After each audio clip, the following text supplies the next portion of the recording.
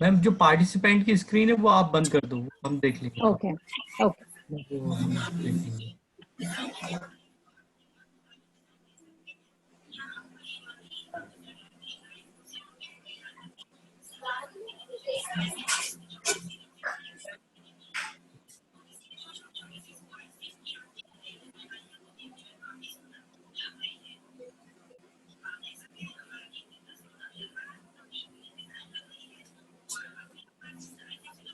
Madam आपके साथी लोग भी आने वाले थे, उन लोग को हाँ देख लीजिए, अगर वैसे कोई ज्वाइन करता है, मेरे को लगता है सुधीर जैन साहब आएंगे या राजेंद्र मालविया जी कोई ज्वाइन करते हैं तो एनी अभी ये रिक्वेस्ट तो मेरे पास आ रही है तो मैं यहाँ ठीक से है। एडमिट कर रही हाँ हूँ। आप देख लीजिएगा। हाँ मतलब जो Sir, we are live on Facebook. Recording is on. Start करते हैं। राजेंद्र मालवी सर आ गए।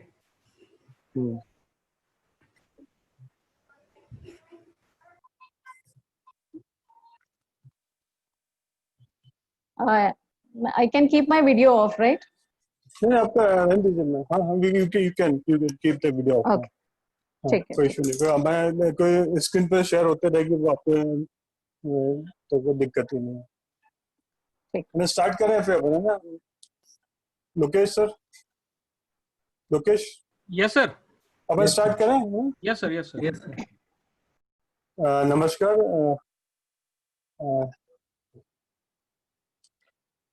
हमारे यहाँ पे जो भी लोग हैं अभी सब ज्वाइन लोकेश देखते रहना है ना। मेरे पास भी एक्चुअली आ रहा है तो उसे डिस्टर्ब कर रहा है।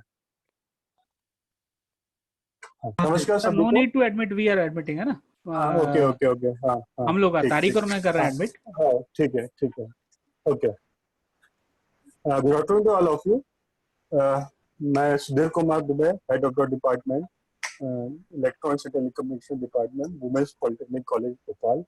मैं यहाँ पे मौजूद सभी जो हमारे साथ में स्पीकर हैं, श्रीमती आशा नायर मैडम, मेरी टीम के साथी, मेरे स्टूडेंट्स और बाहर से जो भी ज्वाइन कर रहे हैं, उन सभी को नमस्कार करता हूँ और उनका सभी का स्वागत करता हूँ इस वेबिनार में जिसका टॉपिक है वीएलएसआई डिजाइन।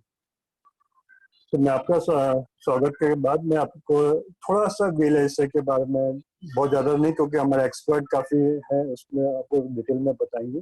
तो वीएलएसआई बेसिकली अगर हम थोड़ा सा इंट्रोडक्शन की बात करें तो सभी लोग जितने भी इलेक्ट्रॉनिक्स इंजीनियर है सब लोग डिफरेंट सर्किट्स और कंपोनेंट्स के बारे में पढ़ाई करते हैं।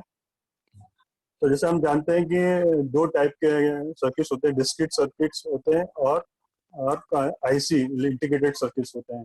तो डिस्क्रीट सर्किट्स बेसिकली जिसमें कंपोनेंट्स जो है कि हमारे डिस्क्रीट कंपोनेंट्स होते हैं, अलग अलग कंपोनेंट को ऐड करके हम सर्किट्स बनाते हैं। लेकिन आईसी में क्या होता है कि वो सभी कंपोनेंट्स फैब्रिकेट हो जाते हैं एक आईसी में और हमारे को पूरे सर्किट एक आईसी में मिल जाता है। तो इससे सबसे बड़ा फायदा ये होता है कि हमारे जो भी जो सर्किट का साइज है वो हमारा बहुत छोटा आ जाता है। यही कारण है कि जो बड़े बड़े चीजें जो पहले हुआ करती थी कि आपको तो पता होगा कि रूम के बाहर का कंप्यूटर होता था, अब हमारे हाथ में कंप्यूटर आ गया। तो यही देन है वीएलएसआई की। और डिटेल मैडम हमें बताएगी। तो मैं मैडम का फिर से एक बार स्वागत करता हूँ और मैडम के बारे में थोड़ा सा आपको इंट्रोड्यूस कराता हूँ। जो हमारे स्पीकर श्रीमती आशा नायर मैडम है, जो आशा नायर मैडम है वो senior manager electrical and electronics training department में काम करती है क्रिस्प सेंटर में। मैडम ने MTech digital communication MNIT Bhopal से किया है।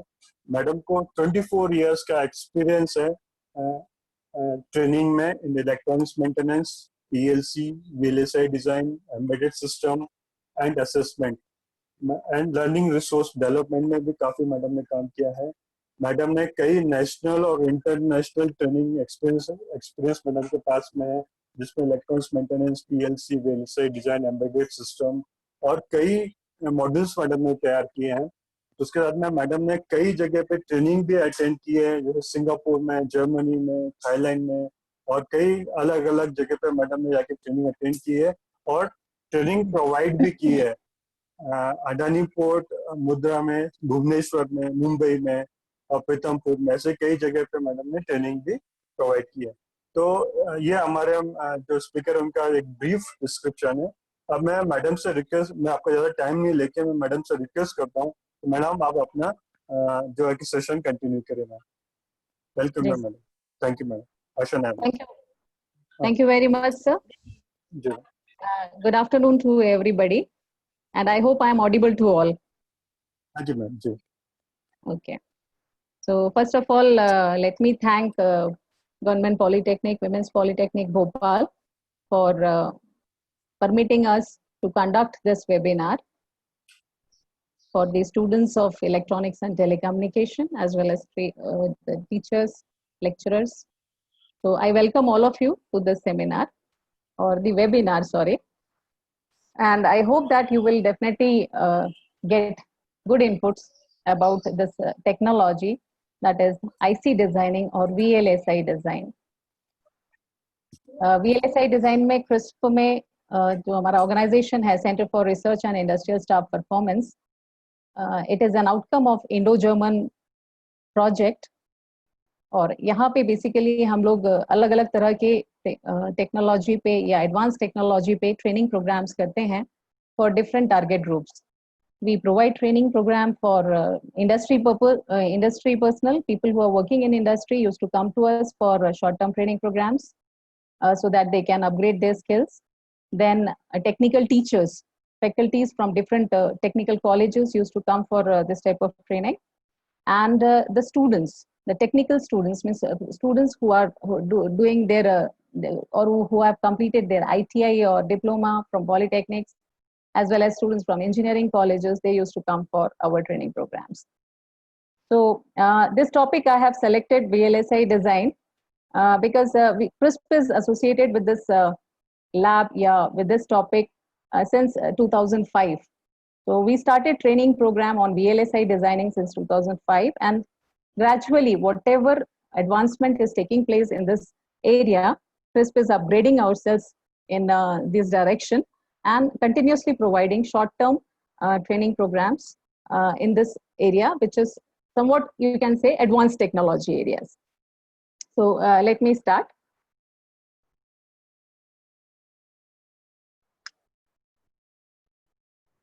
सर ने प्रोफाइल मेरा बता ही दिया है, so I'll just skip this area. Just only about the area in which I provide training programs, I would like to tell, like electronics maintenance है, जहाँ पे इलेक्ट्रॉनिक सर्किट्स की ट्रबल शूटिंग के बारे में हम लोग फोकस रहता है हमारा कि मैक्सिमम जैसे जो इलेक्ट्रॉनिक्स सर्किट्स हैं या पीसीबीज हैं उसमें किस तरह के फॉल्ट्स आते हैं और उन फॉल्ट्स को आप जल्द से जल्द कैसे रेक्टिफाई कर सकते हैं using correct test and measuring instruments, उस पर हम ट्रेनिंग करते हैं. PLC stands for programmable logic controllers. ये इंडस्ट्रीज में ऑटोमेशन के लिए, प्रोसेस कंट्रोल एंड ऑटोमेशन, कोई भी आप इंडस्ट्री ले लीजिए, चाहे वो मैन्युफैक्चरिंग इंडस्ट्री हो, प्रोसेस कंट्रोल इंडस्ट्रीज हो, इसमें हम लोग PLCs का काफी यूज होता है. तो इंडस्ट्री पॉइंट ऑफ व्यू से PLC क्या है, उसमें हम प्रोग्रामिंग कैसे करते हैं, उसके बारे में हम जानकारी PLC ट्रेनिंग प्रोग्राम में देते हैं. VLSI डिजाइन में अभी आपको शेयर करूंगी ही कि किस तरह का इनपुट होता है इसमें.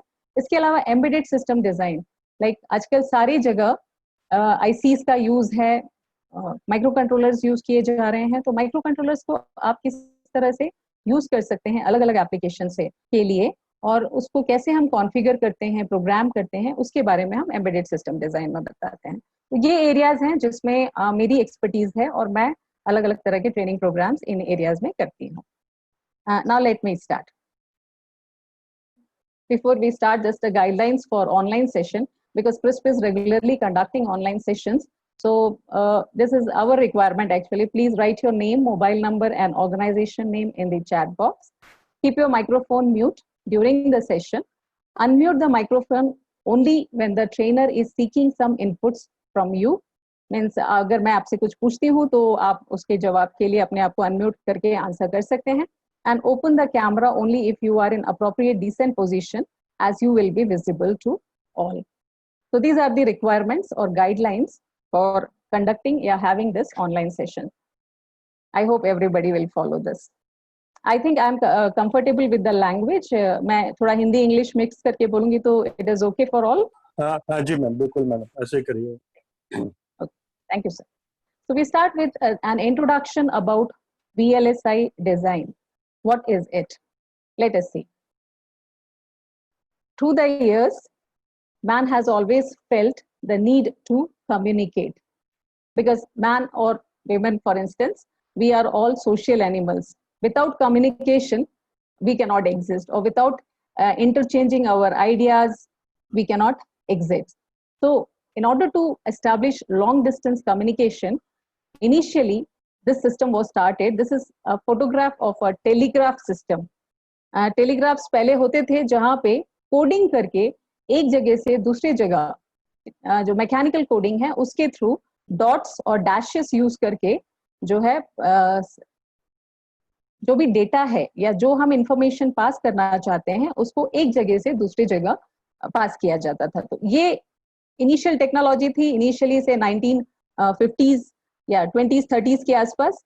वहां से अभी हम कहाँ पहुंच गए हैं, that shows the evolution of technology. So let us see. In case of phones, because we are from electronics telecommunication, so I have taken some examples related to telephones. इस तरह के phones इस generation ने तो शायद नहीं देखे होंगे, but this existed. If you see this phone, it is having a transmitter and receiver which are separate. ये एक तरह से माउथ पीस है जिसके थ्रू हम बोलते थे, और ये ईयर पीस है, राइट. तो इसको यूज करते थे पहले कम्युनिकेशन के लिए. Then came this type of systems जहां नंबर डायल करने के लिए इस तरह का रोटरी स्विच हुआ करता था जिससे नंबर्स डायल किए जाते थे. Then some development took place. Then we had this keypad type of phones, but this was again connected, it was not wireless. Then came the wireless phones which look something like this, जिसको हम लोग use करते थे घर के अंदर ही walkie talkie की तरह एक जगह से दूसरी जगह मूव करके बात करने के लिए. Then came the mobile phones. So these were the initial phones which had only a small LCD display on it and a keypad. So using say 2G technology, the communication was established between two handsets. Then came these type of gadgets or phones with different options available. Means these are the phones in which multimedia was introduced. It was easy. एक ही phone है जिससे आप सारे काम कर सकते हो. You can take pictures also, you can create videos, you can do live streaming. All those facilities are available in the phones that are available or that are available in the market today. So if you see the size of phone also, it has drastically changed. इतने बड़े size का एक phone होता था जिससे हम एक जगह से दूसरी जगह बैठ के बात कर सकते थे. बट आज जो स्थिति है कि it is very thin, sleek and lot of applications inbuilt into it. So this is the development what has taken place in last say 1 century, you can say in 100 years, where it has reached to this particular level. If we talk about another computing device or computers, this was the initial computer, the ENIAC, electronic numerical integrator computer.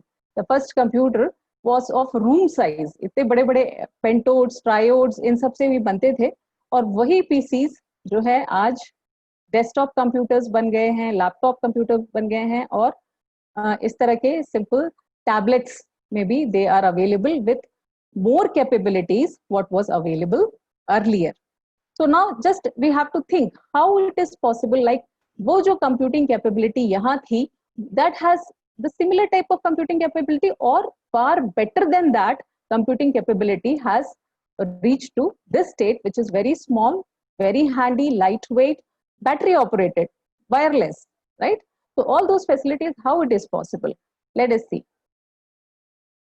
Now if you see electronics, because we are from electronics, so we feel pride about it, it is getting everywhere. Think of the car. पहले जो cars आती थी, fiat है या मारुति है, 800 है, उसमें इतना इलेक्ट्रॉनिक्स नहीं था जितना आजकल के जो कार्स हैं इसमें अवेलेबल है. If you see, this is automobile, aviation, satellite, then two-wheelers in ships it is being used, BrahMos, again this is missile, ports. I have myself conducted courses in ports. So ports में भी इस तरह के bulk material handling systems होते हैं जहाँ पे PLC based systems होते हैं जिससे पूरे fully automated तरीके से जो भी heavy material है वो ship से unload और load किया जाता है. In our household appliances, we talk about ACs or microwaves. Everywhere you will find electronics. So what is the importance of it? What is there in electronics which has added comfort and speed to it? Heart of all of these systems is an IC. IC means integrated circuit. So whatever systems we see, there is a microchip inside it, which might be smaller than our fingertip and which has big capabilities, using which we can get very good results, or we are getting the results that we are seeing today. Now, if we see inside these systems, for example, I have taken an example of mobile phone. इस mobile phone के अंदर अगर हम देखें इसमें क्या क्या चीजें होती हैं, तो इसको खोल के देखेंगे तो इसके अंदर इस तरह का एक आपको पीसीबी दिखेगा. We call it as printed circuit board. And on this PCB you will find variety of components, small black color के छोटे-छोटे components या कोई और color के components. They are basically active and passive type of electronic components, because you are electronic students, so you know about it. Now, if we get into further details, these PCBs has components like this, which are called integrated circuits. And now here the IC that you are seeing is basically a DIP IC, dual inline plastic package IC, which has pins that can be mounted on the PCB through hole, right? So on one side, we will be connecting the component. On the other side, the components will be soldered. So that type of ICs are this. This is called DIP package IC. Or it may have PCB like this, which is a double-sided PCB. Here, the IC that you see is basically an SMD IC, that is surface mount technology IC, where the pins of the IC, जो ICs के pin है, ये whole के through दूसरे side पे नहीं connect होते हैं. तो इससे क्या फायदा हुआ? पीसीबी के दोनों साइड को आप यूज कर सकते हैं. मतलब जो आईसी या जो पीसीबी इसके डबल साइज की थी, अब वो हाफ हो गई, क्योंकि आपने उस सर्किट को आधा आधा कर दिया. आधा फ्रंट एंड में आ गया, आधा बैक में चला गया. और ये जो यहाँ पे जो भी ट्रैक्स हैं, ये पीछे वाले जो ट्रैक्स हैं उसके थ्रू कनेक्टेड हैं. कैसे कनेक्टेड हैं? They are connected through holes. So whatever signal, if it is coming to here, on the other side it will be connected through this hole to some other component. So that is how the things are getting compact. अब चीजें छोटी होती जा रही. पहले बड़ा सा PCB होता था, एक तरफ सिर्फ कंपोनेंट्स लगते थे, दूसरी तरफ सिर्फ सोल्डर हुआ करता था. अब साइज हाफ हो गई है. आप एसएमडी टेक्नोलॉजी यूज करके आईसीज या कंपोनेंट्स माउंट कर रहे हैं और उसके साइज को और कम छोटा करते जा रहे हैं. और आप साइज ऑफ आईसी भी देखिए कैसा रिड्यूस हो गया from DIP package to SMD package.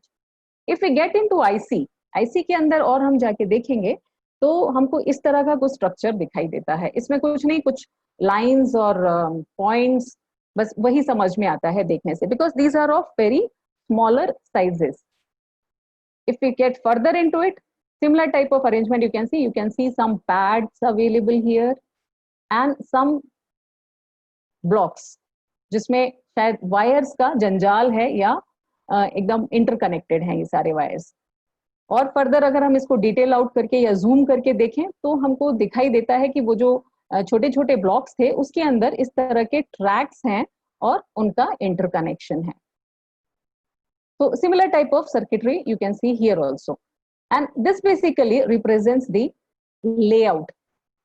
जब IC कोई चिप बनती है, सिलिकॉन पे बनती है, तो उसमें हम क्या करते हैं, ट्रांजिस्टर्स को इंटरकनेक्ट करते हैं. एक ट्रांजिस्टर को दूसरे ट्रांजिस्टर के साथ इंटरकनेक्ट करते हैं. तो बेसिकली ये जो आपको यहाँ दिख रहा है, दिस इज स्क्रीन और layout of an IC where you can see interconnection of transistor. इसमें आपको N diffusion, N channel diffusion जो है वो दिखेगा. Polysilicon which is red in colour, green in colour में आपका पी टाइप का डिफ्यूजन हो सकता है, एन टाइप का डिफ्यूजन हो सकता है. तो उनका इंटरकनेक्शन, कोई भी आईसी किसी फंक्शनैलिटी के लिए डिजाइन की जाती है तो उसका जो इंटरकनेक्शन है वो इस तरह से दिखता है. तो आईसी को अंदर से हम और जूम कर करके देखेंगे तो ultimately we arrive at this picture where it shows the interconnection of different transistors inside the IC.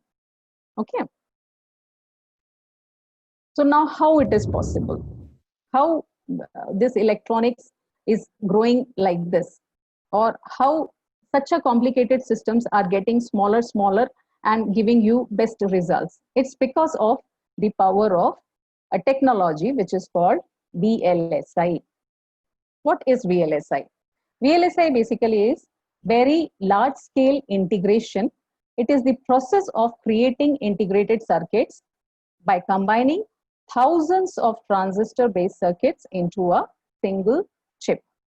तो जो सिंगल एक ही चिप होती है या सिलिकॉन होता है, उस पर जो है इस तरह का लेआउट तैयार किया जाता है, और ये लेआउट कुछ नहीं है, which shows interconnection of transistors on that particular chip. Another definition is there which says VLSI is the art of integrating millions and millions of transistors on a single die of silicon. So thousands of transistors are there, क्योंकि हमको इनको हजारों हैं, इनको हमको अच्छे से एक ही जगह, छोटे से जगह के अंदर उसको accommodate करना है, अरेंज करना है. तो it is called to be an art कि how so many transistors can be integrated on a die and you can get that functionality whatever it is designed for. So that is why it is considered as an art also, क्योंकि patience वाला काम है design करना, design करके उस functionality को वहां achieve करना. So this is the definition of what is VLSI. Now VLSI जो है, it is basically a level of integration. Integration मतलब किसी चीज को जोड़ना. तो basically हम यहाँ क्या जोड़ रहे हैं? We are integrating the transistors. There are different levels of integration and VLSI is one of them. Level of integration has been divided into different areas like SSI, that is small scale integration, MSI, medium scale integration, LSI, large scale integration, and VLSI, that is very large scale integration. अब इनमें क्या difference है? Basically जो ये classification है, ये number of gate per chip के हिसाब से. एक सिलिकॉन की चिप है, उसमें कितने मैक्सिमम नंबर ऑफ गेट्स लगे हैं, उसके बेसिस में ये क्लासिफिकेशन किया गया है. तो एसएसआई में मैक्सिमम 20 गेट्स, अगर आप कोई सर्किटरी डिजाइन कर रहे हैं उसमें आप 20 गेट लगा रहे हैं, 20 गेट्स लगा रहे हैं. Now what does a gate mean here? Whenever we talk about IC designing और IC digital circuit designing, gates are always designed using transistors. Now which type of transistor or which type of gate? Gates are always NAND or NOR gate because these are termed as universal gates. Digital electronics में आप सभी ने पढ़ा होगा, different types of gates are there. तो NAND और NOR gate को use करके हम सारे जो circuits हैं उसको डिजाइन करते हैं. क्यों इनको यूज करते हैं? क्योंकि they are universal gates और इन gates को यूज करके आप कोई भी सर्किट बना सकते हैं. मतलब अगर एक AND गेट भी आपको डिजाइन करना है तो आप NAND गेट की मदद से कर सकते हैं या NOR गेट की मदद से कर सकते हैं. तो मोस्टली जो VLSI में जितने भी ICs डिजाइन किए जाते हैं उसमें जो बेसिक गेट यूज होता है वो NAND गेट होता है. और NAND गेट को बनाने के लिए, एक गेट को बनाने के लिए 4 ट्रांजिस्टर्स लगते हैं, right? In order to design one gate we need at least 4 transistors. तो 4 ट्रांजिस्टर्स के हिसाब से अगर हम 20 गेट्स एक चिप में बात करें तो it comes out to be 80 transistors in a chip. अगर हम कोई ऐसा सर्किट डिजाइन कर रहे हैं जिसमें अप टू 80 ट्रांजिस्टर्स हैं तो we consider it under the category of small scale integration. Applications means इस तरह के जो गेट्स डिजाइन करते हैं, जो गेट सर्किट्स होते हैं, वो एसएसआई में आते हैं. Medium scale integration basically circuits जहां पे 200 गेट्स तक एक चिप में हो सकते हैं. 200 gates means 800 transistors in a chip.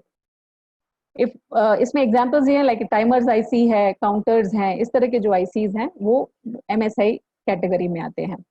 Large scale integration जहां पे 2000 gates are there in one IC. 2000 gates मतलब 2000 into 4, 8000 transistors inside that IC. Now this is a design where we get microprocessors on a single chip. Like कोई microprocessor design करना है या कोई memory design करनी है जिसमें 8,000 ट्रांजिस्टर्स तक का यूज होता है, तो we consider it into LSI, and if it is more than 2,000 gates per chip, it is considered to be a VLSI design. So this is how it is classified. Now, how do we define an integrated circuit? Is it a component? No, it is not a component. Basically, it is a circuit. It is a set of electronic circuit integrated on one small plate of semiconductor material. Normally, it is silicon. Semiconductor material में हमने दो type के semiconductors पढ़े होते हैं, या दो material ज्यादातर पढ़ते हैं हम, एक सिलिकॉन पढ़ते हैं, दूसरा germanium. So germanium is not much used because it is not much available in abundance, whereas silicon, it is used because silicon is available in abundance and its temperature withstanding capability is also high. So that is why silicon is more often used. Now, how do we classify ICs? Okay. ICs from user point of view, if we see, it is classified as analog IC, digital ICs, and mixed signal ICs. Analog, as the name suggests, analog क्या होता है? Something which is changing continuously with respect to time. Analog signal आपने पढ़ा होगा, sine wave signal, या practical signals की बात करें तो voice signal, pressure, level, flow, temperature, speed, distance. All these quantities, they are all analog in nature, which continuously varies with respect to time. और अगर हमको उसको प्रोसेस करना है तो उनको प्रोसेस करने के लिए हम एनालॉग आईसीज या एनालॉग सिग्नल्स का यूज करते हैं. कुछ एग्जांपल्स दे सकते हैं आप में से कुछ लोग एनालॉग आईसीज के? I would like somebody to speak, please. Hello. हाँ मैडम, लीनियर इंडिकेटर आईसीज जो हम यूज करते हैं 741, 555 timer. Correct. So these are analog. I would like sir कुछ स्टूडेंट्स भी बात करें, है ना? तो आप हम सब तो जानते हैं, बट स्टूडेंट्स का इंटरेक्शन बहुत जरूरी है. जी जी जी. Students please, students second year final year के स्टूडेंट्स लोग जहाँ पढ़ते हैं इस चीज को पढ़े हुए हैं, आप लोग आंसर दे सकते हैं बेटा. जी, आप लोग आंसर दीजिएगा. सो 741 जैसे सर ने बताया बहुत ही सही है. वोल्टेज रेगुलेटर्स आईसी हैं, या 741 आईसी है, टाइमर्स हैं, या काउंटर्स हैं. तो इस तरह के जो सर्किट्स हैं उनको हम एनालॉग आईसीज कंसीडर करते हैं, because they respond to continuously varying signal. दूसरे टाइप के जो आईसीज हैं वो डिजिटल आईसीज हैं. अब digital, as the name suggest, it senses only presence and absence of signal. Signal है या नहीं है, बस यही दो स्टेट को वो समझता है. तो सारी इसकी जो प्रोसेसिंग होती है वो बाइनरी में होती है, 1 और 0 में होती है. तो आपने डिजिटल इलेक्ट्रॉनिक्स पढ़ी होगी, जिसमें बहुत सारे अलग अलग तरह के सर्किट्स डिजाइन किए होंगे, half adder, full adder, multiplexer, decoder, ये सब अलग अलग तरह के सर्किट्स होते हैं जो हम डिजिटल इलेक्ट्रॉनिक्स में पढ़ते हैं. तो कुछ एग्जांपल दीजिए जरा डिजिटल आईसीज के. कौन सी आईसी? 8085 आईसी. हाँ, it's a micro processor. 8085 is a micro processor, so that's a digital IC. Good. Some gate ICs like 74 series की काफी सारी ICs होती हैं, NAND gate, NOR gate, OR gate, है ना? 40 series की बहुत सारी ICs होती हैं. तो ये सारी जो ICs हैं ये digital ICs कहलाती हैं. Then there are certain ICs which is a combination of both. We call it as mixed signal IC. So have you come across such ICs? किसी ने किसी mixed signal IC पे काम किया हो या यूज किया हो? जैसे हम लोग डिजिटल टू, क्योंकि डिजिटल आईसीज मोस्टली आजकल सभी जगह डिजिटल टेक्नोलॉजी है, और digital ICs are required to process analogue signals, है ना? हम कहते हैं कि भाई किसी सिस्टम का प्रेशर मेजर करिए और उसके बाद अगर वो कम होता है तो उसको वापस इतने पे सेट करिए. ऐसा हम कंट्रोल सर्किट बनाते हैं अपने एप्लीकेशंस में. तो अब प्रेशर तो एनालॉग है, अब इसको हमको डिजिटल में कन्वर्ट करना पड़ेगा. तो ऐसे सर्किट्स, ऐसी आईसीज जो एनालॉग सिग्नल को डिजिटल में कन्वर्ट करे, डिजिटल को एनालॉग में कन्वर्ट करें और फिर प्रोसेस करें. तो इस तरह की जो सर्किट्स है या आईसीज हैं, इसको हम मिक्स सिग्नल आईसीज में लेते हैं. तो एडीसी, डीएसी वगैरह जो है इसके एग्जांपल्स हैं. तो ये क्लासिफिकेशन हो गया on the basis of its use. Now if you see the structure of an IC, कि आईसी के अंदर क्या होता है, हमको तो सिर्फ ऊपर से ऐसा एक ब्लैक बॉक्स दिखता है और उसके साइड से काफी सारे उसके टर्मिनल्स निकलते हैं. तो आईसी के अंदर आईसी चिप होती है, फ्रेम, लेड फ्रेम होता है जो इंटरकनेक्शन दिखाता है, बॉन्डिंग है, एंड द पैकेज. तो basically this is the chip which has the functionality. Functionality बोले तो अगर आप इसको हम जूम कर करके देखेंगे तो अल्टीमेटली हम उस लेआउट में पहुंचेंगे जहां पे अलग अलग टाइप का एन टाइप मटेरियल और पी टाइप मटेरियल और सिलिकॉन मेटल इन सब का इंटरकनेक्शन बस दिखता है. और उससे क्या फंक्शनैलिटी अचीव हो रही है वो डिजाइनर्स जो डिजाइन करते हैं उसके हिसाब से उसमें फंक्शनैलिटी आती है. तो ये चिप होती है बीच में, फिर इसके चारों तरफ पिन्स हैं. चिप का जो है इंटरकनेक्शन होता है थ्रू, कई जगह गोल्ड यूज करते हैं, कई जगह कुछ और मटेरियल यूज करते हैं for interconnection from chip to this particular pin. कई बार हम जैसे कहते हैं ना कि जब हम रिसाइकलिंग के लिए बोलते हैं या जब हम पुराने पीसीबीज वगैरह क्या कहते हैं उसको स्क्रैप में डालते हैं तो कई लोग खरीद के ले जाते हैं. क्यों खरीद के ले जाते हैं? बिकॉज वो उसको गला देते हैं और उसमें से जो इस तरह का मेटल निकलता है वो गोल्ड भी हो सकता है, सिल्वर भी हो सकता है, निक्रोम हो सकता है, any type of metal, and then they use that metal for different application. तो इस तरह से इसमें इसके अंदर जो है ये सारे पार्ट्स दिखाई देते हैं. तो बाहर जब हमको दिखता है तो we get only this pins and the encapsulation. Encapsulation means the packaging. ये थोड़ा सा और डिटेल्ड व्यू है जहां पे आप देख सकते हैं अंदर ये चिप है और बाहर ये इसके पैड्स हैं. और ये जो पैड्स हैं चिप के, इस पैड का जो है डायरेक्टली इन टर्मिनल्स के साथ कनेक्शन है. तो यहाँ एल्यूमिनियम वायर दिखाया है, कहीं पे गोल्ड वायर यूज होता है, कहीं सिल्वर वायर यूज होता है, and accordingly the price of ICs vary. And these are the leads और the terminals which is used for mounting the IC on a printed circuit board.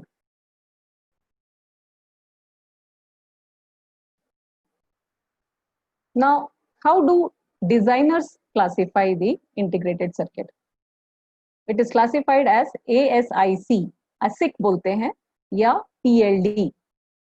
ASIC stands for Application Specific Integrated Circuit, and PLD stands for Programmable Logic Device. Application specific IC मतलब एक particular application के लिए उस IC को scratch से तैयार किया गया टू द फाइनल डिजाइन. तो इसमें कई सारी चीजें हो सकती हैं, जैसे हमारे कोडर डिकोडर होते हैं, या रेडियो के लिए कुछ आईसीज होती हैं, वीडियो सिस्टम्स के लिए कुछ आईसी होती है, ऑडियो सिस्टम्स के लिए कुछ आईसीज होती हैं, या मॉडेम के अंदर यूज करने वाले, डीटीएच के अंदर यूज करना. तो अलग अलग applications, based on applications the IC is designed from the very basic to the final. The other type of IC which is used is called PLD, that is programmable logic device. Now programmable logic device is nothing but there are different types, like simple programmable logic devices, SPLD is available, complex programmable logic devices are available, और field programmable gate arrays are available. तो ये अलग अलग type के PLDs होते हैं. अब ये जो PLDs हैं ये प्रोग्रामेबल होते हैं, मतलब ये एक रॉ IC है जिसमें काफी सारे ट्रांजिस्टर्स अवेलेबल हैं. अब आप प्रोग्राम के थ्रू इन ट्रांजिस्टर्स के बीच का जो इंटरकनेक्शन है वो बना सकते हैं और उसको किसी एप्लीकेशन में यूज कर सकते हैं. तो एप्लीकेशन स्पेसिफिक आईसी मतलब जनरल पर्पस आईसी हो गई है. जनरल पर्पस माइक्रो प्रोसेसर को हम नहीं कंपेयर कर सकते हैं उससे, किसी पर्टिकुलर टास्क के लिए डिजाइन की गई है और उसको आप उस टास्क के लिए डिजाइन करके यूज कर सकते हैं. पीएलडी जनरल पर्पस टाइप के होते हैं, आप उसमें प्रोग्राम करके उस आईसी को किसी एप्लीकेशन में ले सकते हैं. Now how do we design an IC? Let us see. IC का जो डिजाइन फ्लो है उसमें ये 4 स्टेप्स इन्वॉल्व है. पहला स्टेप है स्पेसिफिकेशंस फाइंड आउट करना या स्पेसिफिकेशंस लिस्ट करना. सेकेंड है उसका फंक्शनल डिजाइन तैयार करना. थर्ड उसका सर्किट डिजाइन तैयार करना. एंड फाइनली उसका फिजिकल डिजाइन तैयार करना.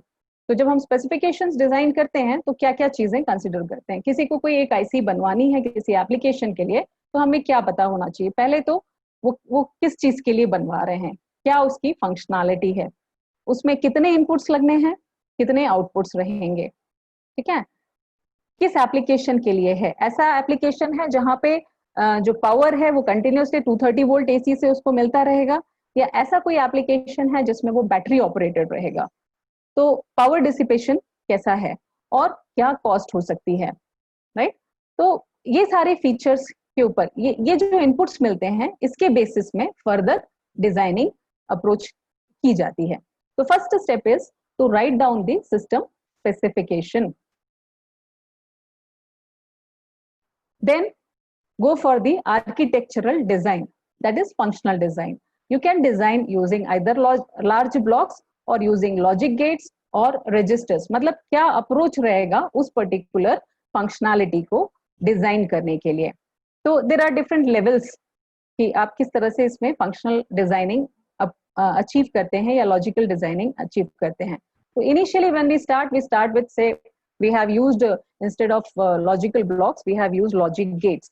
तो जो गेट लेवल पे जैसे हम डिजिटल इलेक्ट्रॉनिक्स में सर्किट डिजाइन करते हैं, ये सर्किट अगर आप देखें तो this is a simple half adder circuit. Here I am using a XOR gate, exclusive OR gate, and one AND gate. There are two outputs, one is sum and carry. So functional specifications की बात करें तो it is having only two inputs and two outputs, and the functionality that needs to be achieved is it should be able to add the two inputs and generate the output. जब 0 plus 0 देते हैं तो 0 होना चाहिए sum, carry भी 0, but 1 plus 1 देते हैं हम, 1 और 1 दोनों जगह दोनों signals input के high करेंगे तो sum will be 0 but carry will be high. So that is about how we list down and how do we design. So this is the first step, using what approach we are designing the circuitry. So that has to be listed out. Then the next step is transistor level designing. Now when we do transistor level designing, मतलब same circuit है, gate circuit है, अब gates को हमको transistor level पे लेके जाना है। For example अगर आप ये circuit देखें तो ये CMOS transistors यूज करके एक NAND gate बना हुआ है, जहां पे आप ऊपर यहाँ पे देखेंगे ये दोनों PMOS P channel metal oxide semiconductor transistors हैं, और नीचे जो है ये N channel metal oxide semiconductor transistors हैं। तो ये इस तरह से कनेक्टेड हैं।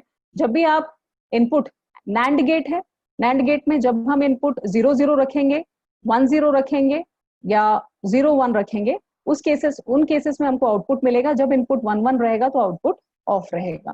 तो जब हम इसको सिमुलेट करेंगे या हम जब इसकी फंक्शनैलिटी देखेंगे तो हमको इस तरह का आउटपुट मिलेगा। तो पहले हम गेट लेवल पे डिजाइन करते हैं, फिर हम इसको ट्रांजिस्टर लेवल पे ले जाते हैं, और उसके बाद we go to physical design या लेआउट डिजाइनिंग। यहाँ पे जितने भी ट्रांजिस्टर्स जो लगे हुए हैं, ट्रांजिस्टर्स का इंटरकनेक्शन, जैसे हमको N चैनल मॉसफेट बनाना है और फिर उसको पहले P चैनल मॉसफेट बनाया, उसको फिर N चैनल मॉसफेट से कनेक्ट किया, फिर दूसरे N चैनल मॉसफेट से कनेक्ट किया, तो फाइनली जो लेआउट बन के आता है, जिसको हम बैकएंड डिजाइनिंग का पार्ट कहते हैं, वो कुछ इस तरह से दिखता है। और इस पर्टिकुलर लेआउट से फाइनली मास्क प्रिपेयर की जाती है, और वो मास्क से IC या सिलिकॉन पे वो जो भी इसका डिजाइनिंग है या इंटरकनेक्शन है उसको बनाया जाता है। तो these are the steps basically. पहले हम स्पेसिफिकेशन लिखते हैं, आर्किटेक्चरल डिजाइन लेते हैं, then we go for functional design, then circuit level designing, then physical designing, and again this goes on repetitively again and again. उसको वेरीफाई किया जाता है, फिर इसको फाउंड्री में भेजा जाता है, जहां मतलब मैन्युफैक्चरिंग होती है ICs की, वहां भेजा जाता है, उसकी फैब्रिकेशन होती है, IC बनती है, फिर उसका पैकेजिंग टेस्टिंग होता है, और मार्केट में ये IC चिप अवेलेबल होता है, जिसको कि मार्केट किया जा सकता है या उसको फर्दर एप्लीकेशंस में यूज किया जाता है। तो this is the design flow, how it is designed from scratch to final integrated circuit.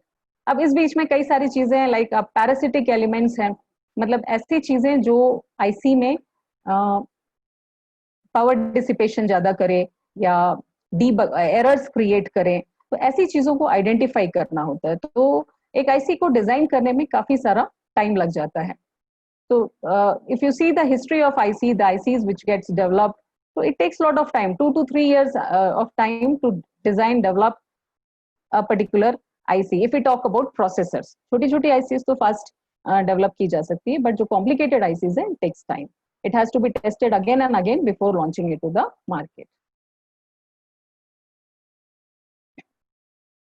So IC designing has two parts. One is called front-end designing, the other one is called back-end designing. Now in case of front-end designing, normally it is done through softwares. Front end designing में जैसे हम schematic designing मैंने दिखाया अभी आपको कि आप gate level पे डिजाइन करते हैं, तो इन सब के लिए टूल्स अवेलेबल है आपके पास। अगर स्कीमेटिक सर्किटरी है, आप टूल को यूज करके उस स्कीमेटिक सर्किटरी को डिजाइन कर सकते हैं। तो there are different manufacturers of programmable logic devices, like Xilinx is a company, Altera is a company, Lattice is another company. So these companies, what they create the programmable logic devices plus the software. वो tool, software को हम लोग basically tool बोलते हैं, electronic design automation tool, EDA tool. Using this tool you can do all this designing, क्योंकि अगर आपको सिर्फ 10 ट्रांजिस्टर लेके सर्किट बनाना है या 100 ट्रांजिस्टर लेके सर्किट बनाना है तो सिंपली आप इंटरकनेक्ट करके बना सकते हैं। लेकिन तब क्या करेंगे जब आपको 10,000 ट्रांजिस्टर्स को लेके बनाना है या crores ऑफ ट्रांजिस्टर्स को लेके कोई सर्किटरी डिजाइन करनी है, so you require some CAD technology, right? So using this tools you can do this type of designing. So schematic designing is used only for ICs which is less complex, which require lesser number of transistors or gates. But if the complexity increases, we go for languages. So there are certain dedicated languages which are called VHDL or Verilog.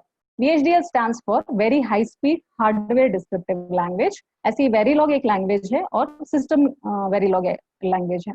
Normally जो Verilog है, it is used more for verification, and VHDL is used for designing. Verilog is used as for designing as well as for verification. So these are the languages using which, जैसे हम C में programme लिखते हैं, उसी तरह VHDL language है जिसमें आप प्रोग्राम लिखते हैं और उसका सिमुलेशन देखते हैं कि सर्किटरी जो आपने बनाया है उसके हिसाब से आपको फंक्शनैलिटी मिल रही है कि नहीं। फॉर एग्जांपल आपने हाफ एडर बनाया है, फुल एडर बनाया है या मल्टीप्लेक्सर बनाया है, तो वो जो आप लिखना चाह रहे हो, जो कोडिंग कर रहे हो उसमें, उससे आपको वो फंक्शनैलिटी अचीव हो रही है कि नहीं, वो आप इसके थ्रू सीखते हैं या इससे डिजाइन करते हैं। और फिर लेटर ऑन सिमुलेशन देखने के बाद, रिजल्ट्स देखने के बाद हम इसको प्रोग्रामेबल लॉजिक डिवाइसेस में आप इसको इम्प्लीमेंट भी कर सकते हैं।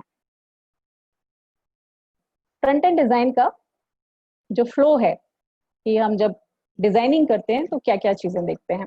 First we do schematic capture, मतलब एक टूल है जिसके थ्रू आप डिजाइन को एंटर करते हैं। तो डिजाइन एंटर कैसे कर सकते हैं हम? स्कीमेटिक तरीके से कर सकते हैं, मतलब हमने लाइब्रेरी में गए, वहां से हमने गेट सेलेक्ट किए, उनका इंटरकनेक्शन बनाया और सर्किट तैयार कर दी। या हम लैंग्वेज यूज करें like HDL, hardware descriptive language use करें और उसके थ्रू हम डिजाइन करें। और जब हम ये डिजाइन करते हैं तो हमें किसी पर्टिकुलर IC को टारगेट करना होता है कि क्या कौन सी PLD है, कॉम्प्लेक्स प्रोग्रामेबल लॉजिक डिवाइसेस है या FPGA है, जो भी आप डिवाइस ले रहे हैं उसका आपको टोटल डिटेल पता होना चाहिए। Xilinx कंपनी का है, स्पार्टन सीरीज का FPGA है, ये सब हमको कॉन्फ़िगर करना होता है जब हम उस टूल पे प्रोजेक्ट बनाते हैं। तो उस पर्टिकुलर टेक्नोलॉजी को लेके उस सर्किट को सिंथेसाइज किया जाता है या बनाया जाता है। उसके बाद हम उस पे, मान लीजिए आपने हाफ एडर दिया, हमको चेक करना है हाफ एडर जब हम दोनों इनपुट हाई करते हैं तो वो सम और कैरी जनरेट कर पा रहा है कि नहीं। तो there are methods which is known as simulation. Simulation is nothing but it's an artificial means of giving the signal at the input and checking the results at the output. तो हमारा input A और B है, output sum और carry है। तो A और B में हम कुछ इनपुट सिग्नल देंगे, उसके हिसाब से हम चेक करेंगे वेदर सम और कैरी में हमको आउटपुट मिल रहा है कि नहीं। तो उसको हम सिमुलेशन कह रहे हैं। हम एक्चुअल में सिग्नल नहीं दे रहे हैं, बट सॉफ्टवेयर में इस तरह का प्रोविजन है कि आप इनपुट दे सकते हैं और उसका आउटपुट चेक कर सकते हैं। तो हम डिजाइन करते हैं, फिर उसको सिमुलेट करते हैं, कोई एरर है तो वापस उसको करेक्ट करते हैं। Once simulation is successful then we translate it. Translation basically means optimize it. हम उसको कन्वर्ट करते हैं। और ऑप्टिमाइज कैसे करेंगे हम? जैसे ही उसका लेआउट बन के आता है, तो जब गेट बनाते हैं तो ये जस्ट पॉसिबल है कि XOR गेट एक कॉर्नर में IC का बना हो और दूसरे कॉर्नर में AND गेट बना हो। तो इससे क्या होगा, दोनों के बीच का जो इंटरकनेक्शन है उसमें डिले ज्यादा प्रोड्यूस होगा। तो that is not considered to be a good design. तो प्लेसमेंट और राउटिंग की मदद से आप ये दोनों कंपोनेंट्स को पास ला सकते हैं और अपना डिले रिड्यूस कर सकते हैं उस सर्किट का। तो उस तरह के प्रोविजंस होते हैं। और once you are satisfied with your design, you can download the program directly to the IC, that is FPGA or CPLD, and then this IC can be used inside the PCB। जिस भी circuitry का आप PCB बना रहे हैं, किसी भी application का, तो उस एप्लीकेशन में उस IC को प्रोग्राम करके आप लगा के अपना सिस्टम चालू कर सकते हैं। तो this is known as front end designing, जिसमें हम प्रोग्रामेबल लॉजिक डिवाइसेस को प्रोग्राम करते हैं और उसको इम्प्लीमेंट करते हैं। Then we have backend designing. Backend designing में there are two technologies. One is using bipolar technology or using MOS technology. Bipolar basically uses the BJT, that is bipolar junction transistors, and MOS technology uses FET, MOSFET, metal oxide semiconductor field effect transistors. तो दोनों case में transistors हैं, एक जगह holes और electrons दोनों को use किया जा रहा है फॉर डिजाइनिंग एन IC, और एक जगह सिर्फ आइदर N चैनल में हम इलेक्ट्रॉन्स यूज करते हैं, P चैनल में हम होल्स यूज करते हैं फॉर डिजाइनिंग या फॉर फॉर्मिंग द आईसी. तो bipolar technology, here you can see we have 3 terminals of transistors: emitter, base and collector, and NPN type transistor. So this type of things are designed on silicon chip, and then the transistors can be interconnected because transistors are here basically used as a switch. So either they are working in active cutoff region or saturation. Cutoff मतलब switch off है, saturation मतलब fully on है. तो transistors को as a switch use किया जाता है और डिफरेंट आईसीज को बनाया जाता है. तो डिजिटल में ये डिफरेंट टाइप के सर्किट्स होते हैं, like resistor transistor logic, RTL, transistor transistor logic, वहाँ एक ट्रांजिस्टर को दूसरे ट्रांजिस्टर से कनेक्ट करके हम इंटरकनेक्शन एस्टैब्लिश करते हैं. एमिटर कपल्ड लॉजिक या low voltage transistor transistor logic. So digital circuits जो हम डिजाइन करते हैं, जो भी गेट्स डिजाइन करते हैं, इसमें ये सारी टेक्नोलॉजीज जो है वो यूज की जाती है. किसमें कुछ एडवांटेज है, किसी में कुछ एडवांटेज है, किसी में स्पीड अच्छा मिलेगा, पावर कंजम्पशन लेस रहेगा, नॉइज इम्यूनिटी ज्यादा रहेगी. तो बेस्ड ऑन देयर प्रॉपर्टीज और features the technology is used. But nowadays bipolar technology is almost obsolete, it is not being used. ज्यादातर जो आईसीज है वो मॉस टेक्नोलॉजी यूज करके ही बनाई जा रही है. मॉस टेक्नोलॉजी में एडवांटेज ये है कि जैसे मेटल ऑक्साइड सेमीकंडक्टर टेक्नोलॉजी है, what does it comprises of? It comprises of P type material, P type silicon, then in which N type diffusion is done, and then there is an oxide layer between the gate and this channel. Actually what happens, जब gate को जैसा आप potential देते हैं उसके हिसाब से, when you give negative potential, a channel is formed between source and drain. मतलब गेट को जब आप एक्टिवेट नहीं करेंगे उस time there won't be any conduction from source to drain. लेकिन जब आप इसको सप्लाई देंगे तब एक चैनल फॉर्म होता है between source and drain, and there will be conduction. So again here MOSFETs are being used as switches or in as transistors for switching applications. अब ये अलग अलग टाइप के होते हैं. N चैनल MOSFET हो सकता है, P चैनल MOSFET हो सकता है. N चैनल मतलब P टाइप का सबस्ट्रेट है जिसमें N टाइप का डिफ्यूजन है, और चैनल जो है वो N टाइप के मटेरियल से बनता है. So that is why we call it as N channel MOSFET. P channel में जस्ट उल्टा है, N टाइप का सबस्ट्रेट होता है और P डिफ्यूजन होता है, और चैनल जो क्रिएट होता है वो P टाइप के मटेरियल से होता है. तो इस वजह से we call it as PMOS transistors.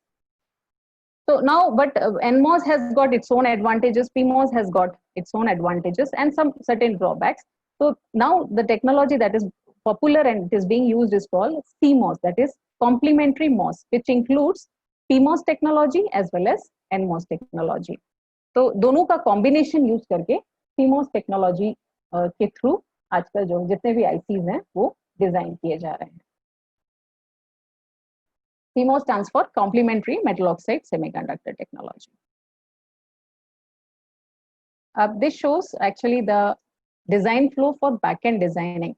मतलब जो लेआउट क्रिएट करके जो मास्क जनरेट की जाती है उसमें भी करीब करीब सिमिलर स्टेप्स हैं. स्पेसिफिकेशंस पहले पता होना चाहिए. एल्गोरिदम मींस उस फंक्शनैलिटी को अचीव करने के लिए क्या क्या स्टेप्स चाहिए उसका डिस्क्रिप्शन करना, डिजाइन को एंटर करना, उसका फंक्शनल सिमुलेशन देखना, उसको सिंथेसाइज करना. सिंथेसाइज मत करना मीन्स जो भी टेक्नोलॉजी आप यूज कर रहे हैं उसको ध्यान में रखते हुए जो सर्किटरी है उसको सिंथेसाइज करके. मैपिंग ट्रांसलेशन करना मतलब उसको ऑप्टिमाइज करना, जैसे हम कार्नोग मैपिंग वगैरह यूज करके ऑप्टिमाइज करते हैं ना डिजिटल इलेक्ट्रॉनिक सर्किट्स, वैसे ही फर्दर काफी सारे इसमें एल्गोरिदम्स लिखे हुए हैं जिससे जो भी आपका फंक्शनल डिजाइन है वो ऑप्टिमाइज किया जा सकता है. फ्लोर प्लानिंग करना, बेसिकली जो भी सर्किट आप बना रहे हैं उसमें उसने लॉजिकल ब्लॉक्स या गेट्स जहां जहां सर्किट प्लेस किया है उसको और क्लोजर लाके डिलेज रिड्यूस करना, एंड फाइनली उससे लेआउट जनरेट करके मास्क फाइल या बिट फाइल जनरेट करना. So this is basically flow how a design takes place या how it is done. Now from designer point of view, whenever the ICs are designed, what are the key parameters that a designer takes into consideration? These are just 3, that is speed, area and power. The always the task is to have more and more speed. मतलब पहले जो IC है वो megahertz के speed से जो processors design होती थी, initially they were all of megahertz speed. Megahertz means 10 to power 6 hertz के स्पीड से. Then came gigahertz speed. आजकल के जो प्रोसेसर्स हैं, if you see the i4, i7, they are working at the rate of 4 gigahertz. हमारे घरों में जो सप्लाई आती है, it is in hertz. 50 hertz line frequency is available, means 50 cycles per second. Whereas the processors which are being used inside our laptops and systems, they are working at the rate of 10 to power 9 hertz, that is 10 to power 9 cycles per second. So that is the speed at which the processing is taking place. Actually MOS technology use करने का ये भी benefit है. इसमें क्या है कि आप ट्रांजिस्टर्स को और क्लोजली पैक कर सकते हैं. जो नॉइज इम्यूनिटी है इनकी, मतलब आप जितना पास लाते हैं, अगर बीजेटी यूज करेंगे तो इंटरफेरेंस या नॉइज होने के चांसेस ज्यादा होते हैं, whereas MOS के केस में the interference is less. So that is why MOS technology is getting popular, and as a result we are getting better speeds in processing. So based on again specification, किस तरह की IC चाहिए उसके हिसाब से हम speed जो है वो डिजाइन करते हैं, स्पीड की रिक्वायरमेंट के हिसाब से डिजाइन करते हैं, but it has to be optimized for higher speeds.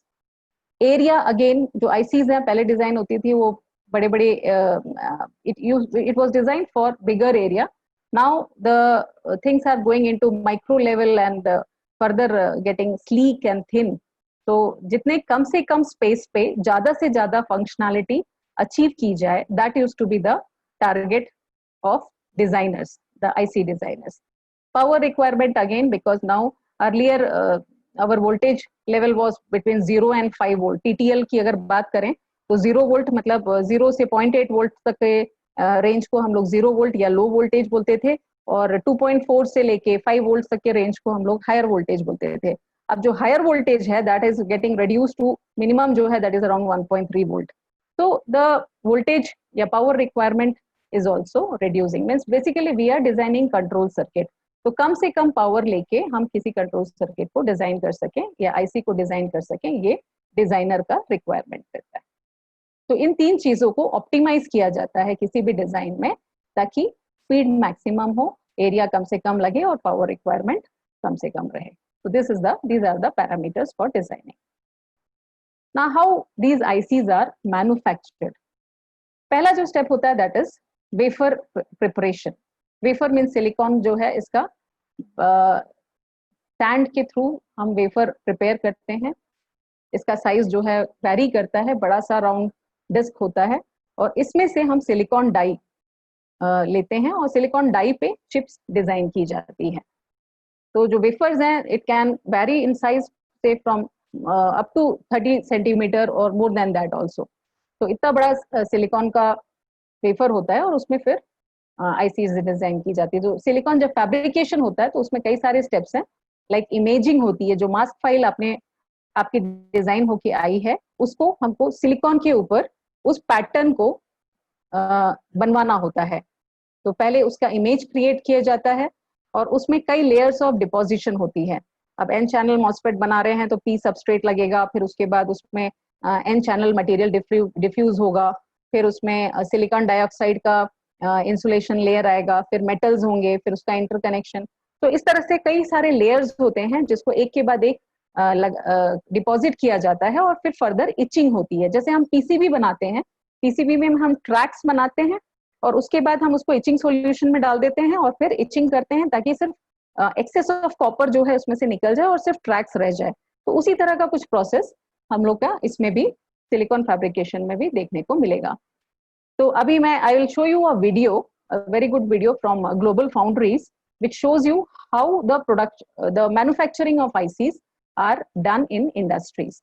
So yes, in processes के बाद once the IC is prepared or the chip is prepared, it gets into packing and finally labeling.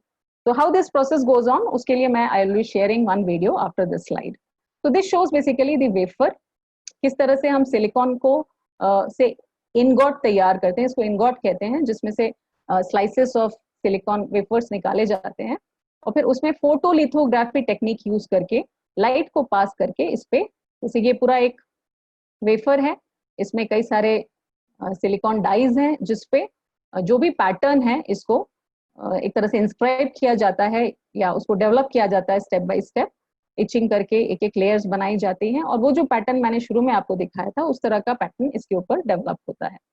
और फिर dicing use कर, dicing मतलब basically cutting small small chips out of these wafers to form an IC. Finally, it goes for packaging.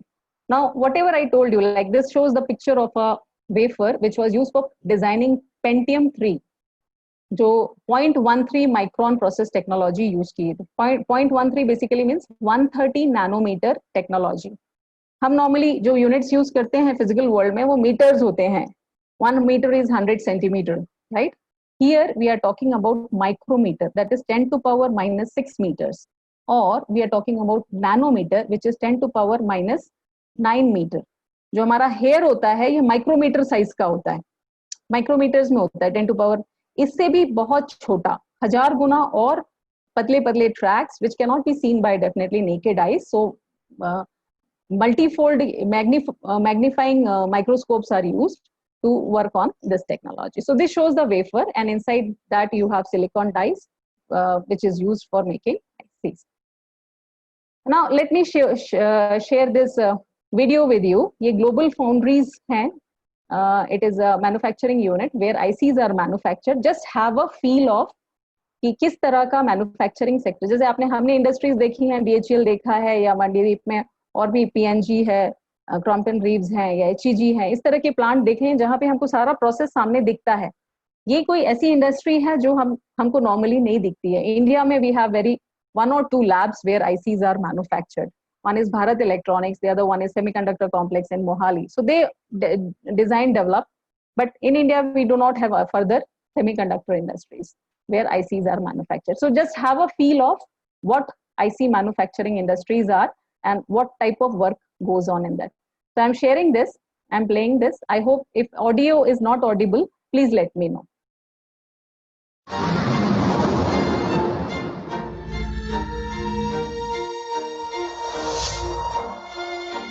You are about to experience a fascinating journey through the clean rooms of the semiconductor industry. See integrated circuits in the making at one of Global Foundries' chip factories.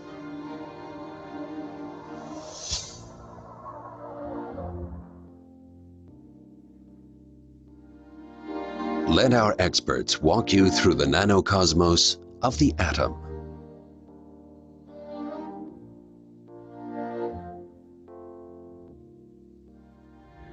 A world that normally remains hidden from our eyes.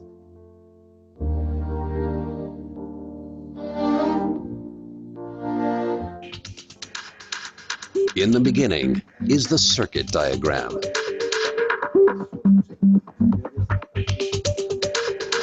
At design centers around the globe, experts collaborate to design circuit diagrams, sophisticated integrated circuits like microprocessors, high graphic processors, and wireless communications ICs. The next step is manufacturing.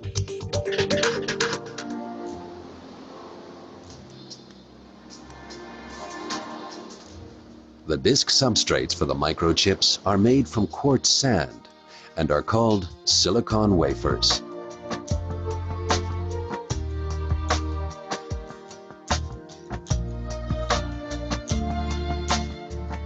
To make these wafers, a huge monocrystal is drawn from purified silicon melt.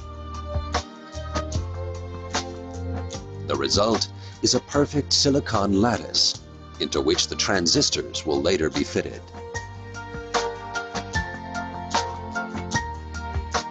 However, impurities pose a threat to these flawless silicon crystals.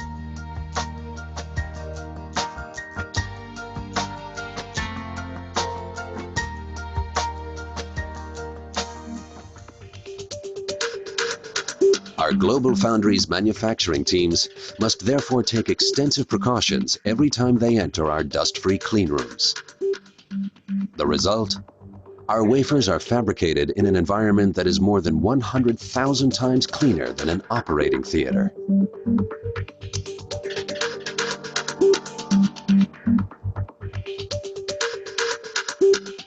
Completely free of dust, the silicon discs arrive at the clean room.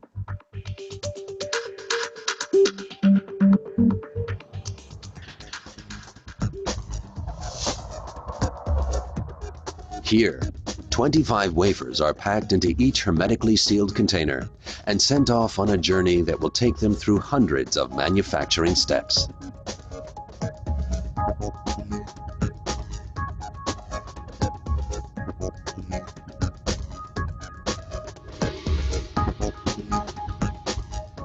Photolithographic techniques transfer the circuit structures to the wafers, rather like slide projection.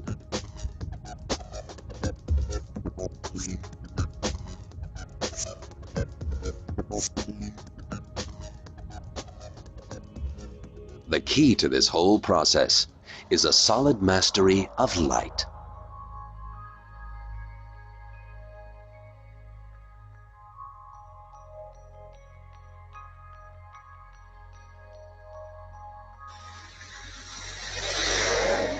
The silicon disc is spin-coated with a photosensitive resist. UV light transfers the circuit structures depicted on a mask to the wafer. The exposed parts of the resist are soluble and are removed by a developer.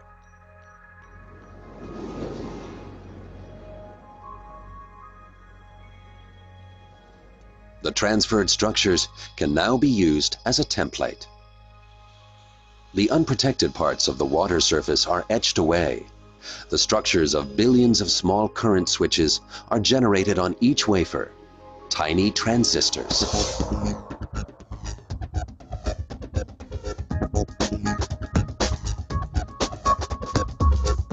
From the photolithographic stage, wafers move on to the ion implantation, where the electrical properties of the transistors will be specified.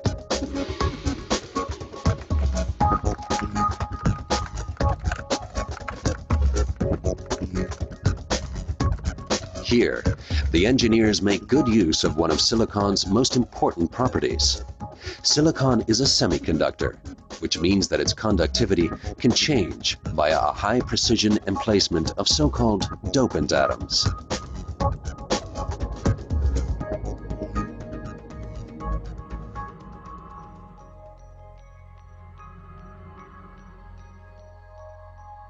First, dopant atoms are injected into the silicon structures. These atoms then distribute randomly in the silicon lattice. At high temperatures, the doping atoms become flexible and take on a fixed position in the atomic structure.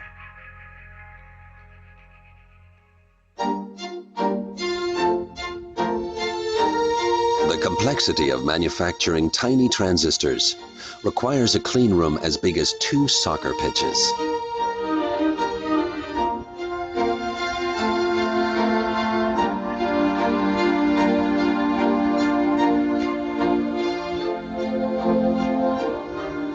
While our people monitor the complex processes, automated manufacturing itself always takes place within hermetically sealed production lines.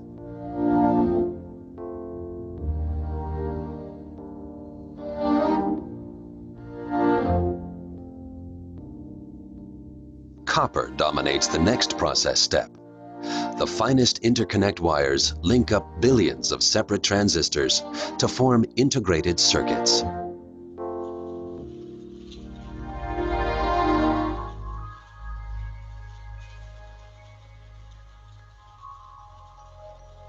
Before that can happen, however, cleaning is essential for wafers, as particles lurk at every stage in the manufacturing process. Before the copper is poured into the trenches for the interconnects, a barrier layer is applied. It helps to avoid short circuits and guarantees reliability.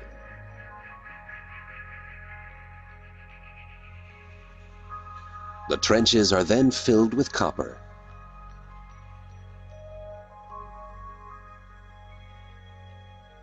Finally, the excess copper is ground down to the edges of the trenches. This insulates each interconnect from the others.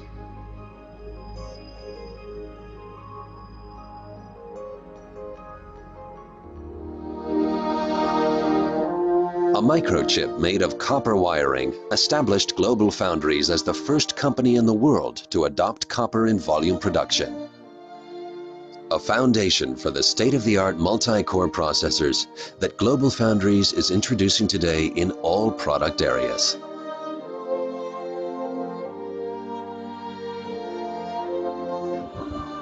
To keep us on the leading edge of the world's chip makers, electron microscopes constantly monitor every step in the manufacturing process, down to the atomic structures of each individual transistor.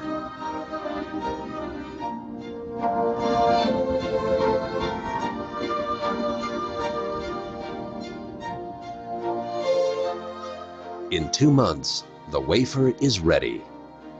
Huge integrated circuits consisting of conductors with a length of multiple kilometers link up 100 billion transistors on numerous levels.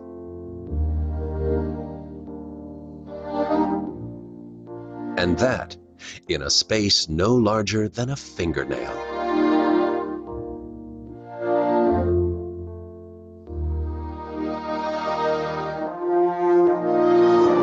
GlobalFoundries, the first truly global semiconductor foundry, located in the USA and Germany, Fab 1 in Dresden and the future Fab 2 in Malta, New York.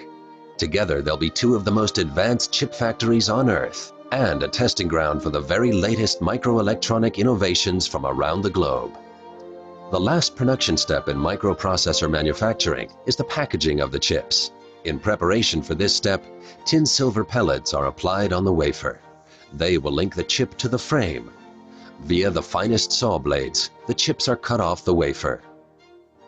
The flip chip method is used to bond the chip to the frame, which is sealed with a cover.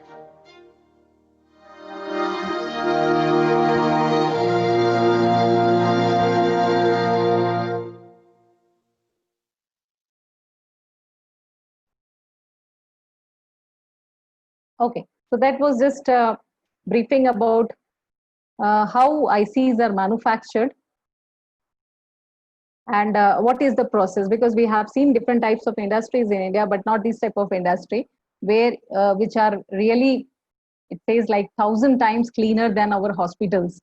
So because even dust particle can create problems in such type of technological manufacturing process. So it has highly clean surface area where this type of production takes place. So it was just, I gave you this input so that you get an idea about किस तरह से ये IC manufacture होती है production manufacturing units में. Now when we talk about measurement of size of IC, जब IC का size हम measure करते हैं तो क्या units होती हैं? Like ICs तो कुछ inches में भी होती हैं, कुछ सेंटीमीटर्स में होती है, बड़ी होती है, मतलब we can see through naked eyes. तो बट जब हम साइज ऑफ आईसी की बात करते हैं तो it is measured in terms of 2 things. One is level of integration, जैसे एसएसआई, एमएसआई, एलएसआई या वीएलएसआई, या फीचर साइज यूज करते हैं. Feature size is defined as half the length of smallest transistor. जो एक ट्रांजिस्टर उसमें use हो रहा है उसके जो लेंथ है उसका आधा लेंथ, एक तरह से आप कह सकते हो. जो उसमें गेट यूज होता है, जैसे अगर मॉसफेट की बात करें तो it has source, drain and gate. तो गेट का जो लेंथ है एक तरह से उसको हम उसका फीचर साइज कहते हैं. So it is always defined in nanometers or micrometers. So nanometers 10 to power minus 9 times of meters. So it is such a small quantity. So in order to work with such a smaller quantity, we need magnifiers, big microscopes, which can be used to magnify it multifold, right? So this is about feature size. Then we have here one famous law, which is known as Moore's law. This is the picture of Gordon Moore, who started Intel Corporation. In 1975, he stated that the number of transistors incorporated in a chip will approximately double in every 24 months. ये इनका prediction था कि जितने transistors हम आज IC में use कर रहे हैं, तो हर 2 साल में इसमें number of transistors multiply होते चले जाएंगे. तो it is still happening. That's what Moore's law say. And here we have a graph of that also. कि किस तरह से जो integrated circuits है, उनकी complexity जो है बढ़ती चली गई. Like initially, if you see 1970, approximately 70-71 के आसपास पहला माइक्रो प्रोसेसर 4004 जो है ये इन्वेंट हुआ या ये डेवलप हुआ। इसके बाद कंटिन्यूसली देन केम 80, 80, 80, 86 जो माइक्रो प्रोसेसर आप पढ़ रहे हैं, it was around 1980s, then 286, 386, 486, then Pentium 1, 2, 3, 4, then you have your Itanium processors up to 2010. After that we have i5, i3, i5 and i7. So it is still happening. Now if you see, this is the graph for 2020 and it says Moore's law is alive and well, transistors per square millimeter by year. तो जो पर square millimetre में जितना transistor है, ये अगर मैं देखूं तो unit 10,000, it goes around 100 crores of transistors in a space of 1 square millimeter.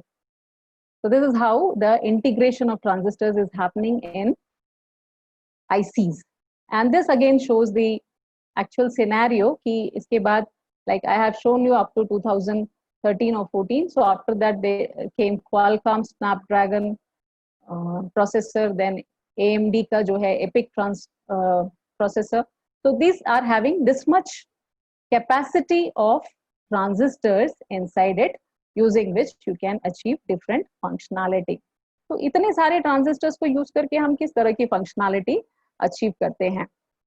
वो जैसे आपका microprocessor है, it has got an arithmetic logic unit inside it. Then arithmetic logic unit में you can perform all different types of arithmetic operation, whether it is addition, subtraction, multiplication, division, logarithmic or different types of operations. Logical की बात करें तो जितने type के logics होते हैं, shift है, रोटेट है, इस तरह के सारे, तो ये सब बेसिकली स्मॉल सर्किट्स है that has been integrated into a arithmetic logic unit of a micro processor. So that is how it is evolved. So that many transistors are required for achieving these type of functionality. Some examples of fabricated IC जो market में आई, like Intel 4004 1970s में ये launch हुआ था, उसका जो अंदर का जो सर्किटरी डायग्राम है या लेआउट है एक तरह से, वो इंटरकनेक्शंस कहना चाहिए डिफरेंट टाइप के मटेरियल्स का, पी टाइप एन टाइप जो भी मटेरियल यूज हो रहा है, और उसका ट्रैक्स का interconnection. This type of picture comes which shows the interconnections and then the pads through which it is connected to external pins. Similarly, we have a diagram for Intel Pentium 2 microprocessor. Then this is for Intel Pentium 3 microchip या microprocessor. Now here that sections are identifiable कि ये वाला particular section है, इसकी ये functionality है, so that way this shows the layout diagram of that particular chip. This is something that is inside the IC. Now what type of application, कहाँ हमको इतना complicated या इतने transistors वाले ICs की जरूरत पड़ती है, किस तरह के applications में? अगर applications की बात करें तो initially if we start with normal communication के field में ही जो bandwidth है, how it is increasing. Earlier copper cable was used. Nowadays glass fiber optics cables are coming, which will be used for high speed communication. So applications अगर अब जो हम personally feel कर चुके हैं या जिसको use कर रहे हैं, like emails were there through which the data could be sent. This is low bit rate video, means you can send video from one center to another, or from one device to another, but the speed will be comparatively less. Then today we are in a situation where we are experiencing HD TV or high definition videos where we have clarity of pictures. So pixels have improved because the processors are available which are processing at a very high speed. Then multimedia communication where the processing speed is in terabit, means we have left a gigabit 10 to power 9 times, now it has gone to terabit, that is 10 to power 12 times. After that we are working on petabit and exabit. So these type of data communication is the requirement. Like अभी आगे जो चल के कुछ इस तरह के systems आने वाले हैं जहाँ पे foreign language का आप कोई चीज view देख रहे हो और वो अपने आप अपने language में convert होके सामने दिख जाए. That will be the speed of communication. तो processor को क्या करना है, पहले उसको समझना है, decode करना है, convert करना है और फिर वो speaker से देना है. So the processing has to be much faster. That's it. I think present scenario बता रहे हैं कि अभी जो प्रोडक्शन हो रहा है प्रोसेसर्स का वो 7 नैनोमीटर टेक्नोलॉजी तक TSMC जो है Taiwan semiconductor manufacturing company produce कर रही है। आने वाले 2 सालों में 3 नैनोमीटर के टेक्नोलॉजी के प्लांट तैयार हो रहे हैं, जिसमें 2022 या 23 तक we will get processors which are designed using 3 nanometer technology ICs. So that is what the present scenario is and the future. So this much thing I had from my side for you people regarding VLSI design. But before I wind up, Sudhir sir, I would like to have your permission for sharing some courses or training programs that we offer in CRISP for the participants. Can I share? Okay, ma'am. Okay. Okay. So I would like to share with you like CRISP, Center for Research and Industrial Staff Performance, located in Shamla Hills. We are offering variety of training programs for technical teachers, industry personnel, as well as students. तो students जो हैं polytechnic के हैं या engineering colleges के हैं या ITIs के हैं, इन सभी को प्रैक्टिकल एक्सपोजर मिलना जरूरी है, यानी they have to undergo some sort of internship और इंडस्ट्रियल ट्रेनिंग.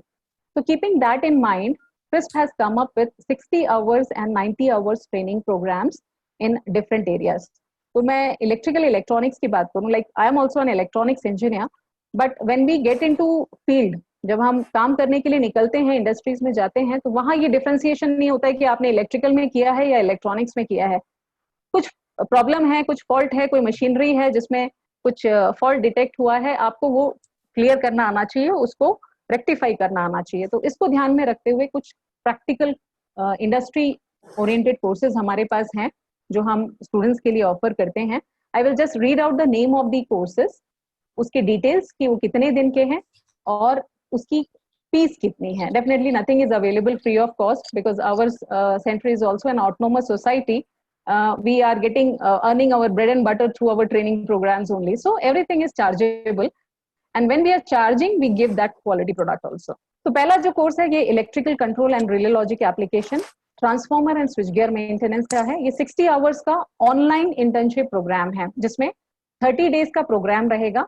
टोटल 60 आवर्स रहेंगे. 40 आवर्स इंस्ट्रक्टर इंटरेक्शन रहेगा, मतलब 20 दिन तक 2 घंटे डेली आप क्लास अटेंड कर पाएंगे, और rest 20 hours you will be given certain assignment, programming part और some assessment work. Means assessment includes like आपका टेस्ट होगा, एग्जामिनेशन तो नहीं कहना चाहिए, हम लोग प्रैक्टिकल टेस्ट लेते हैं और बेस्ड ऑन दैट हम सर्टिफाई करते हैं कि आपको ये काम करना आता है या नहीं आता है.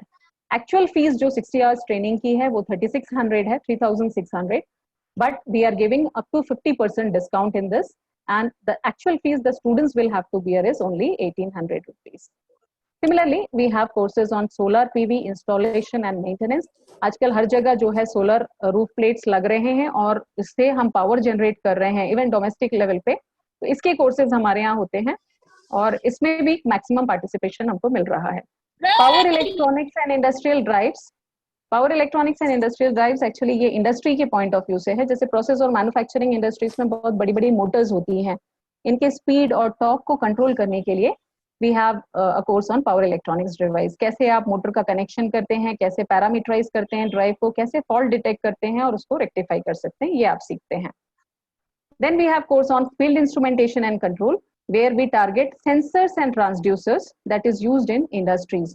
Like inductive है, proximity sensors जितने टाइप के हैं, inductive, capacitive, ultrasonic, light based optical sensors, then calibrators, pressure calibrator, temperature calibrators, तो इन सब पे हम इनपुट फील्ड इंस्ट्रूमेंटेशन कंट्रोल में देते हैं. इसकी फीस 4000 होती है 30 डेज की, बट सिंस 50% डिस्काउंट है so we have 2000 rupees. PLC, programmable logic controllers, it is also a micro processor या माइक्रो कंट्रोलर बेस्ड सिस्टम. हमारे पास सीमेंस का है, एलन ब्रैडले का है, तो आप यहाँ पे PLC होता क्या है, हार्डवेयर कॉन्फ़िगरेशन कैसे करेंगे, उसका प्रोग्रामिंग कैसे करते हैं, वो सारी चीजें आप यहाँ पे सीख सकते हैं. PLC में ही we have HMI also. HMI stands for Human Machine Interface. किसी मशीन को कैसे कंट्रोल करना है उसके लिए आप ग्राफिकल डिस्प्लेस बना सकते हैं. रियल फील्ड जो प्रेशर, टेम्परेचर, सिस्टम जो फील्ड में रहता है वो जो वैल्यूज है वो आप अपने सिस्टम पे लेके आते हैं और सिस्टम से ही पैरामीटराइज करके आप उसको फील्ड में भेज सकते हैं. तो इसके पीछे क्या टेक्नोलॉजी है, इसको कैसे हम अचीव करते हैं, वो आप HMI प्रोग्रामिंग में सीखते हैं. इसके अलावा जो डिजाइन पॉइंट ऑफ व्यू से हमारे पास 3 कोर्सेज हैं, एम्बेडेड सिस्टम डिजाइन, मैटलैब और VLSI design. Embedded system design में माइक्रो कंट्रोलर्स को टारगेट करते हैं, तो आपके सिलेबस में जैसे 8051 माइक्रो कंट्रोलर है, वो 8 बिट कंट्रोलर होता है, और ऐसी एक 16 बिट कंट्रोलर है MC9S12 DP256B, जो कि फिलिप्स का है, NXP का है। पहले वो मोटरोला का था, अभी NXP ने टेक ओवर किया है, तो NXP का है। और उसको यूज करके आप कैसे इंटरफेसेस कनेक्ट करेंगे और कैसे सिस्टम्स को डिजाइन करेंगे, वो हम एम्बेडेड सिस्टम डिजाइन में बताते हैं। MATLAB, as you know, it stands for Matrix Laboratory. It's a tool which is used for design and analysis of mathematical models. तो अभी इसको भी काफी पॉपुलर है MATLAB टूल अपने आप में, और इसको डिजाइन डेवलपमेंट के लिए काफी यूज किया जाता है। और आपके जो इलेक्ट्रॉनिक्स के कंसेप्ट हैं या जो मैथ से रिलेटेड कंसेप्ट है, वो आप इजिली क्लियर कर सकते हैं यूजिंग MATLAB। ऐसा टूल है जिसके थ्रू आप प्लॉटिंग कर सकते हैं, आप ग्राफिकल यूजर इंटरफेस बना सकते हैं। तो काफी लोग प्रोजेक्ट्स के लिए MATLAB प्रेफर करते हैं। और VLSI डिजाइन मैं आपको बता ही चुकी हूँ। ये सारे कोर्सेज 23rd से चालू होने वाले हैं क्रिस्प में, नए बैचेस इसके ऑनलाइन अभी हम ऑलरेडी कर रहे हैं। काफी सारे कॉलेजेस यूनिवर्सिटीज के स्टूडेंट्स हमारे ऑनलाइन ट्रेनिंग प्रोग्राम अभी कर रहे हैं, क्योंकि अभी RGP का शेड्यूल एग्जाम्स का फाइनल नहीं हुआ है, so they are taking advantage of it, and they will get certification after completion of training program. So that's it from my side. Thank you very much to all of you for listening. If you have any questions, you may please ask. किसी भी students को अगर कोई question है तो पूछ सकते हैं।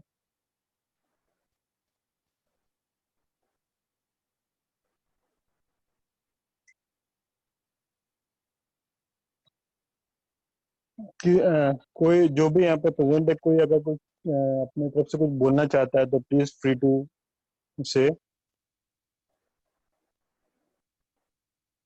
कैसा लगा आपको, थोड़ा सा मेरे को बताएं कि whether it was useful for you और या बहुत हेवी लगा आपको ये टेक्नोलॉजी। बेसिकली मेरा रिक्वेस्ट स्टूडेंट्स है कि कोई जो स्टूडेंट्स है प्लीज अपना बताएं कि कैसा लगा, या आपको कोई क्वेश्चन है, कुछ बोलना चाहते हैं।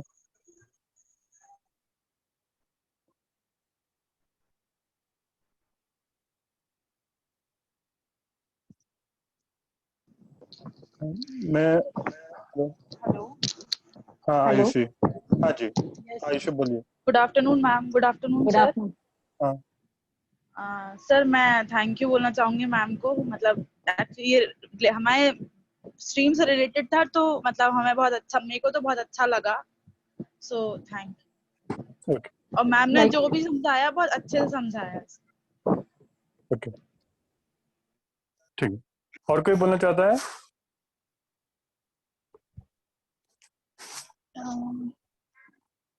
It is very informative I think, बच्चों के लिए भी। और इवन हम लोग भी बीटेक में पढ़ते थे, अब काफी दिनों से वॉश आउट हो चुका था और फिर से वो मेमोरीज रिगेन हो गई, कैसे VLSI डिजाइन होता था। और मैम ने जो इंटर्नशिप्स के लिए भी जो बच्चों को बताया, and it is very good.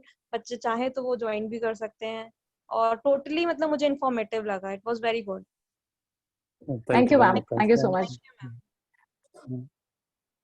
मैं रिक्वेस्ट करूंगा वाजपेयी सर से कि सर कुछ 2 शब्द बोलें आप।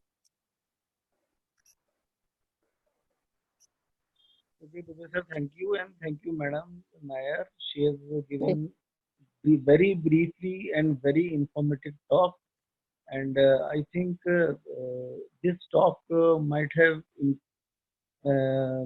motivate these students to go for this area. And analog VLSI is my area of the research basically, and I know this is very important topic, and these students should go for this. They should attend some very good program. My daughter has also attended certain program from this, so they are very useful programs. So thank you, madam, and thank you, Dubeyji, for organizing such an informative talk.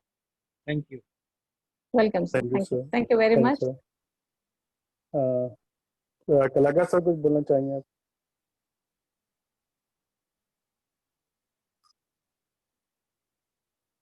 Hello. Okay, thank you so much Asha madam. आपने बहुत अच्छी तरीके से हमारे students को और हम लोगों को बेसिक्स से स्टार्ट करके और कैसा डिजाइन किया जाता है, फ्रंट एंड और बैक एंड डिजाइन कैसी होती है, CMOS टेक्नोलॉजी, पैरामीटर्स, किस किस बेस पे हम डिजाइन को देखते हैं, जैसे स्पीड आपने बताई है, पावर बताया आपने, एरिया जी, बताया, तो ये सब इम्पोर्टेंट चीजें जिसके बेस पे हम लोग वीडियो से डिजाइन करते हैं। और आपने जो वीडियो हमें दिखाया मैंने, वो बहुत ही ज्यादा अच्छा था कि हमको थोड़ा सा फील आएगा किस तरीके से एक आईसी एग्जैक्टली। फैब्रिकेट होती है मैडम। तो थैंक यू सो मच, मैं आपका बहुत बहुत शुक्रिया अदा करता हूँ मैडम कि आपने हमारे लिए और हमारे स्टूडेंट्स को बहुत अच्छा वेबिनार कंडक्ट किया मैडम। मैं सुधीर जैन सर का भी धन्यवाद देता हूँ कि वो भी हमारे साथ ज्वाइन किए थे। और ओके, माय प्लेजर। मैं हमारे प्रिंसिपल राव साहब का भी बहुत बहुत धन्यवाद देता हूँ कि उन्होंने हमें ये प्लेटफॉर्म दिया ताकि हम इस प्लेटफॉर्म का यूज करके हम अपना और हमारे स्टूडेंट्स लोग का भी डेवलप कर पा रहे हैं मैडम। हमने कई सर